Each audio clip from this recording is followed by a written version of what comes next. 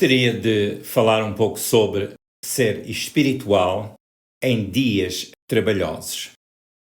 Seja qual for a plataforma de perspectiva sobre a qual queiramos enfrentar o novo ano, a realidade é que sabemos que haverão desafios que teremos que enfrentar.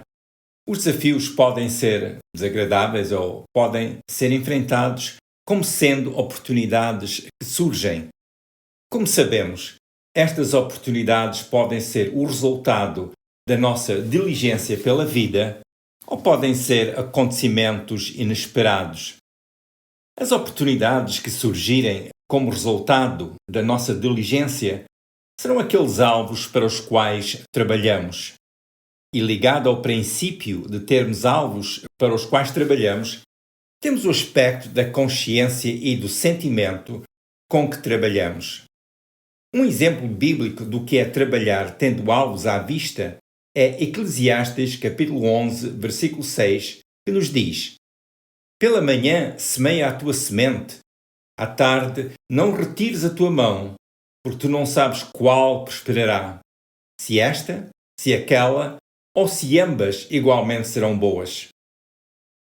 Um exemplo de um conselho bíblico acerca de ser diligente é Eclesiastes capítulo 9, versículo 10, a primeira parte do versículo que diz: Tudo quanto vier à mão para fazer, faze-o conforme as tuas forças. Sabemos que, em parte, o que nos possibilita ter o melhor aproveitamento das oportunidades é a forma com que lidamos com as mesmas. O bom desfecho de uma oportunidade nem sempre depende da ocasião ou da qualidade de oportunidade. Por vezes depende da pessoa e como ela maneja essa oportunidade. Em outras palavras, um bom trabalho nem sempre depende do estado da ferramenta. Às vezes depende do cuidado com que o trabalhador faz a obra. Tendo estes aspectos em mente, quero apresentar alguns pontos para consideração e que poderão ajudar a dar forma ao nosso respectivo futuro e ajudar-nos a fazer o melhor aproveitamento das oportunidades que poderão surgir neste novo ano. Há muito assunto que pode ser considerado nesta época em que os votos de um bom ano são expressos. Eu penso que será oportuno meditarmos sobre como deve ser a nossa postura e visão de vida. Como é que a nossa vida deve ser vivida dadas as circunstâncias em que nós nos encontramos. Eu creio que será importante considerarmos o princípio com o qual lidamos com a vida. Por isso quero aqui meditar sobre o princípio do que é ser espiritual, tendo perante nós tanta agitação e as suas consequentes mudanças. Portanto, como enfrentar estas situações, mas ainda mais as oportunidades que virão a nós. Como é que nós as devemos enfrentar sendo pessoas espirituais? A plataforma de pensamento é trabalhar a vida com entendimento espiritual para que cada novidade seja uma oportunidade adequadamente aproveitada. Lendo a Bíblia sobre o que é ser ou não ser espiritual, vimos que há dois estados de orientação em que a pessoa pode viver. Um é o estado espiritual. Neste estado, a pessoa vive a sua vida humana, mas com o seu espírito renovado e moldado pelo Espírito Santo. A pessoa enfrenta a vida terrena como pessoa que tem em si a orientação do Espírito Santo. De uma forma resumida, a explicação bíblica do que é ser espiritual é ter em si o Espírito Santo e o fruto do Espírito que é referido em Gálatas, capítulo 5, versículos 22, 23 e Efésios 5, 9. O outro estado que vimos definido na Bíblia é o estado carnal. Neste estado, a pessoa enfrenta toda a dimensão da sua vida com o entendimento isento da renovação causada pela salvação em Jesus. Neste estado, a pessoa pode até ser muito religiosa, porém a sua compreensão e forma de se relacionar com a vida é rigorosamente isenta da orientação do Espírito Santo e da Palavra de Deus. Ser carnal é um estado espiritual, só que não é o tipo de estado em que o Espírito Santo esteja presente. Há vários textos bíblicos que abordam o assunto da carnalidade. Em termos bíblicos, ser carnal não significa ser humano.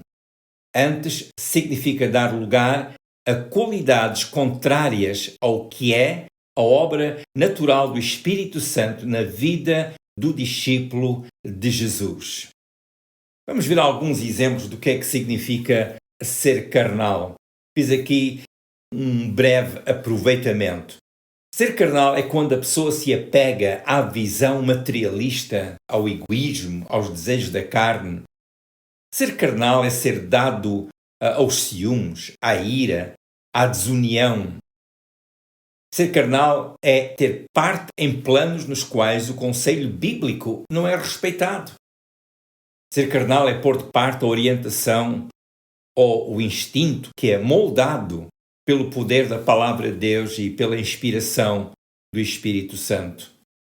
Por exemplo, a Bíblia diz que o natural, ou seja, a pessoa que não tem a renovação causada em si pelo Espírito Santo, essa pessoa, que a Bíblia às vezes também refere como natural, essa pessoa está limitada pelo seu pensamento e inspiração, como nos diz 1 Coríntios 2,14. 1 Coríntios 2,14. Esta pessoa não entende as coisas do Espírito de Deus por lhe parecerem loucura, como diz o apóstolo Paulo. Uma pergunta: será possível o cristão ser pessoa carnal? Sim, se não tiver o cuidado de se inclinar para as coisas do Espírito de Deus.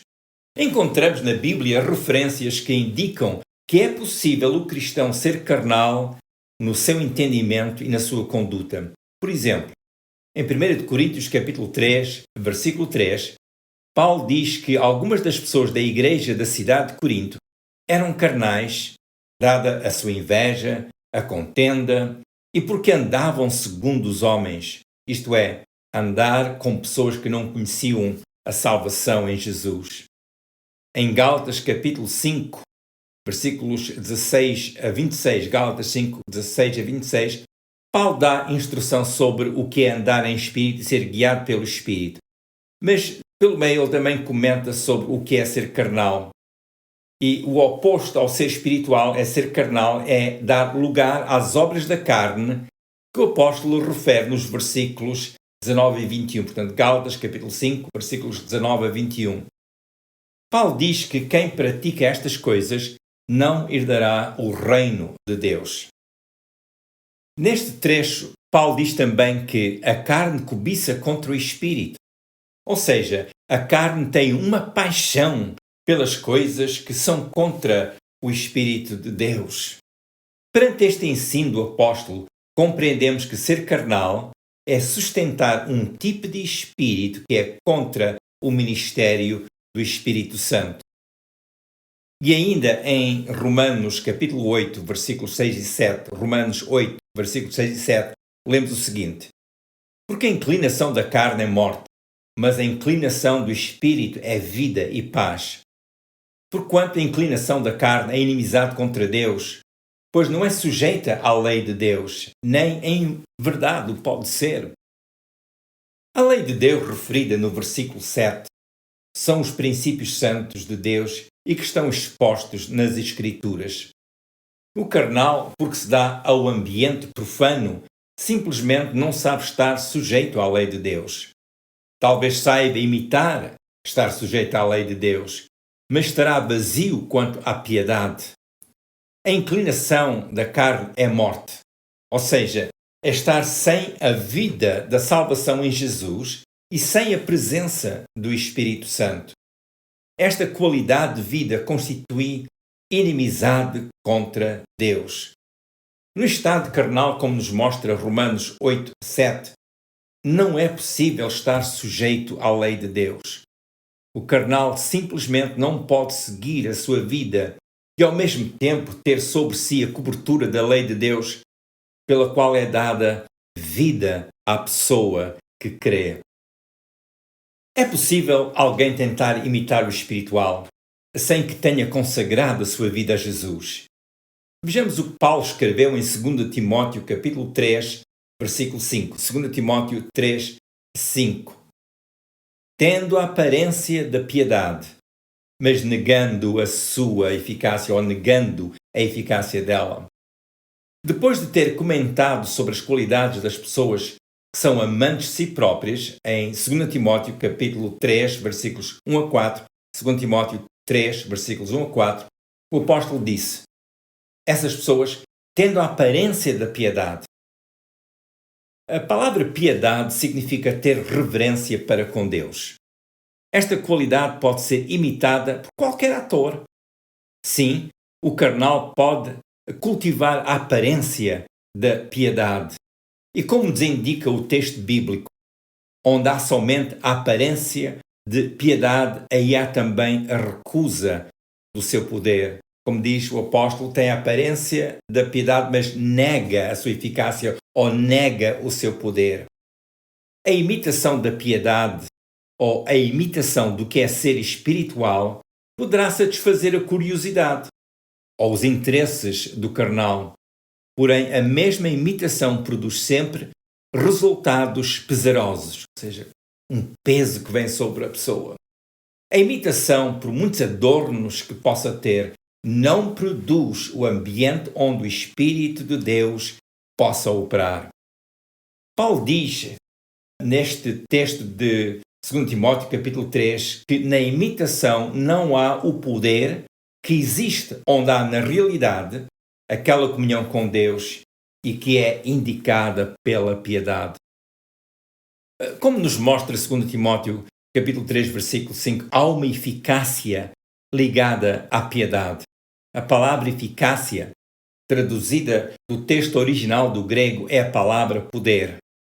Lendo bem o contexto bíblico, entendemos que a eficácia de que o apóstolo Paulo fala é o poder que existe no interior da pessoa, por ela estar em comunhão com Deus. É por estar em comunhão com Deus que a verdadeira piedade nasce e se desenvolve na pessoa. A piedade não é um valor a ser demonstrado, mas é um valor a ser vivido a partir do mais íntimo da pessoa.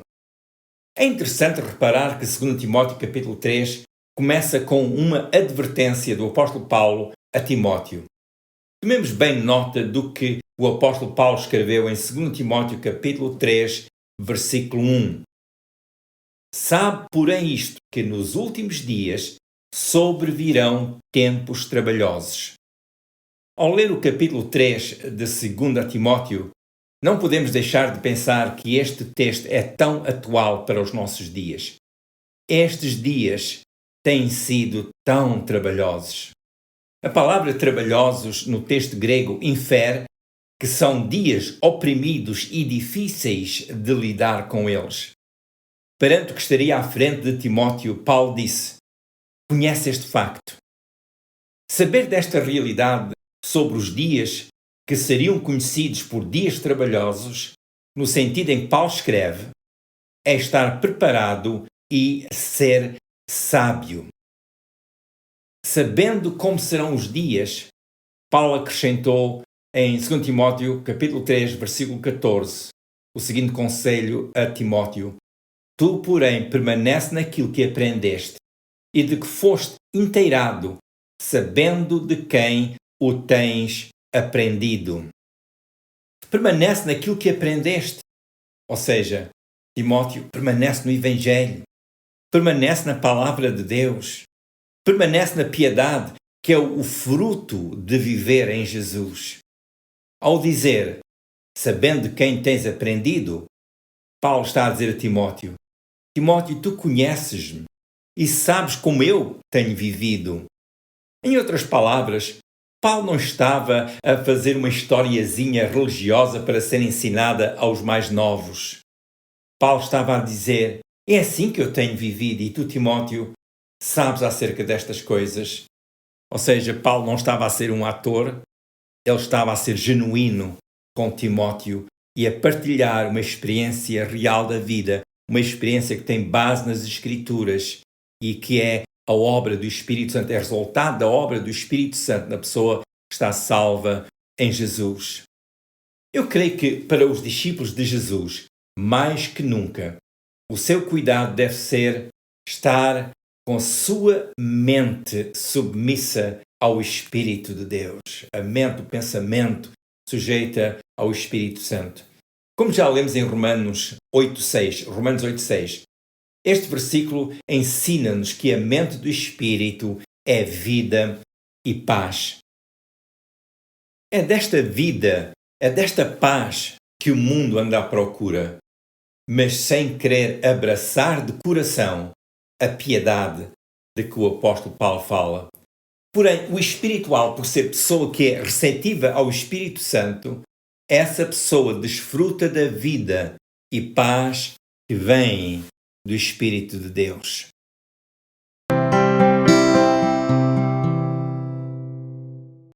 Neste novo ano, continuar a ser pessoa moldada pela operação do Espírito Santo é tão importante. Será importante para o discípulo a sua contínua inclinação para as coisas do Espírito.